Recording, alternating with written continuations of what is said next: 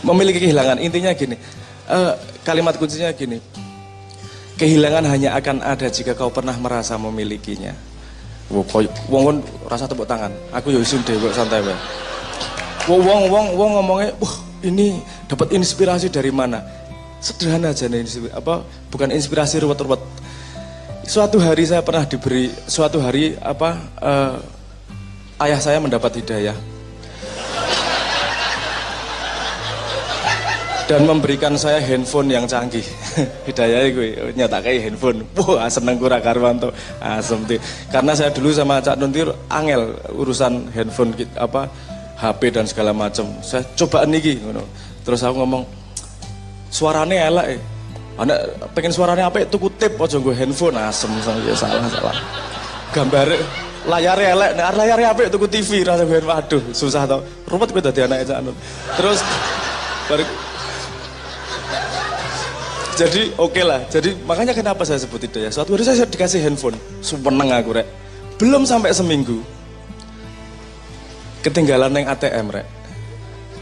Aku ki deg-degan antara sedih karo wedi kampleng. Jadi rodok aduh asem piye iki yo. Tapi saya ngopo aku sedih, tak analisa. Nah ini sutradaranya bergerak nih. Hatinya merasa sedih, tapi ora trimo sutradarane. Di atas, ngopo ya aku sedih yo. Tak urut ke belakang. Aku lahir nggak pakai handphone, sampai SMA nggak kenal yang namanya handphone. Baru kemarin punya handphone. Belum sampai seminggu saya punya handphone, kemudian balik ke tidak punya handphone lagi. Kok aku sedih ngopo toh? Nggak daulat banget saya. Ternyata saya kemudian memutuskan, iki sedih bukan urusan handphone hilang kok. Ini sedih, yang saya sedihkan adalah kebiasaan baru yang saya ambil. Tadinya nggak punya handphone ora masalah. Baru gue duwe handphone, baru gue balik ke tidak punya handphone lagi, kok hatiku sedih, menderita. Lemah temen rek. Ora pantes sebut anak Cak Nun ngene iki. Wah, Saya menemukan kesimpulan, oke. Yang membuat kita sedih adalah standar yang kita buat sendiri, kebiasaan yang kita buat sendiri. Biasanya sesuatu yang hilang, misalnya, ya saya kasih contoh yang Anda paling banyak pengalamannya lah. Misalnya orang ditompo, naik pas nembak pacar, misalnya gitu ya. Anda kan pernah mengalami itu. Putus misalnya gitu, terus hatinya sedih banget. Menurut saya bukan urusan putusnya, karena dari wong mulai duwe pacar kok. Duwe pacar 3 minggu, baru gue diputus karena konangan ratu adus misalnya. Itu bukan masalah kehilangan pacarnya, tapi karena hatinya sudah berpindah kepada merasa punya pacar, terus susah balik lagi pada kebiasaan yang lama. Ketika kita sudah biasaan nggak punya pacarnya sudah berjalan, sedihnya hilang.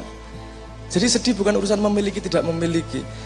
Senang itu bukan urusan memiliki tidak memiliki. Itu urusan kita malas menghadapi keadaan yang berbeda.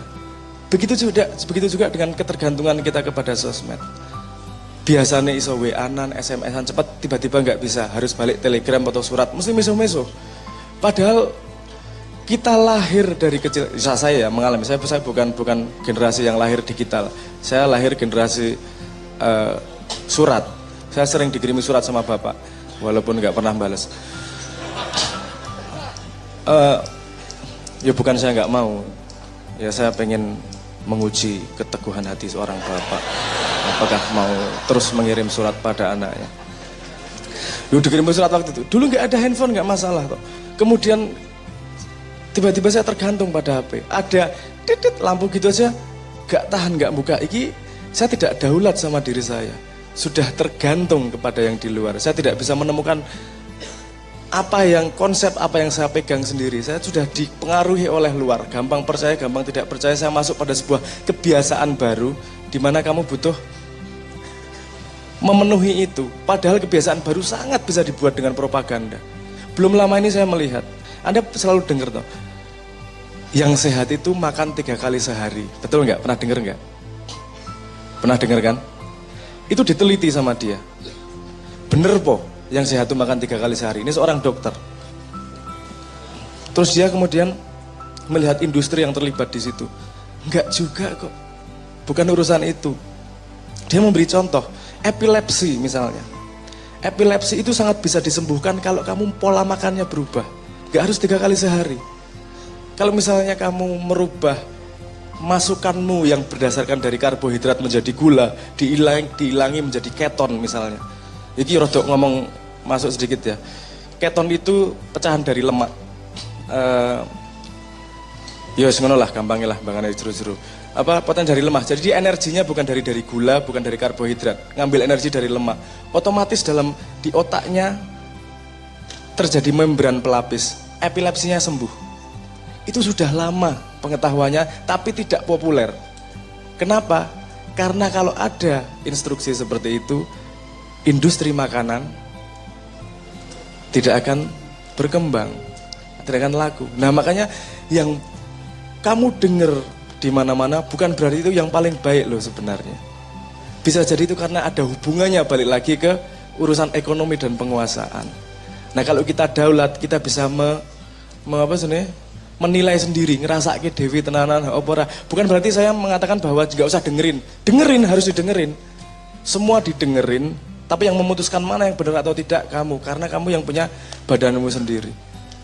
Nah, menurut saya Mak Yah mengajari kedaulatan tersebut.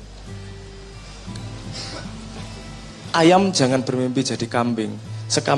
Aduh banget yo. Ayam jangan bermimpi jadi bebek. Karena secanggih-canggihnya kamu menjadi bebek, kamu hanyalah bebek KW. Yaitu ayam yang bebek. Kan bukan bebek, bebek-bebekan cuman. Jadi kalau yang diajak Mak Yah bahwa kamu daulat dengan dirimu sendiri sudah kita tanamkan benar-benar. Bukan menjadi orang yang skeptis juga. Opo-opo ora percaya, opo-opo meragukan, enggak gitu juga. Tapi kita proporsional, seimbang. Kita siap merubah. Kita siap salah dalam tanda petik gitulah. Maksimal aku sing paling bener ngertine saene, tapi bisa dengan pengetahuan baru ini berubah. Setiap saat seperti itu. Dan info yang masuk sekarang ini kayak misalnya gini. Wong rong maca berita, baru maca judulnya wis komentar. Durung menonton videone, lagi nonton judulnya wis komentar. Iki ora tahan arep ngetokke ekspresi dirinya iki ora tahan arep ngetokke kudu aku berpendapat saya tahu santai-santai. Kamu serap sebenarnya, kamu tahu sebenarnya sehingga setiap langkah yang dijalani kamu tahu betul konsekuensinya. Bukan berarti langkahnya pasti benar, tapi langkah yang belum benar itu kamu akan menuju menjadi sesuatu yang lebih benar kalau kamu daulat dengan perjalanan hidupmu sendiri. Dan tidak ada apapun di dunia yang bisa mempengaruhi dirimu karena hanya dirimu yang bisa mempengaruhi dirimu.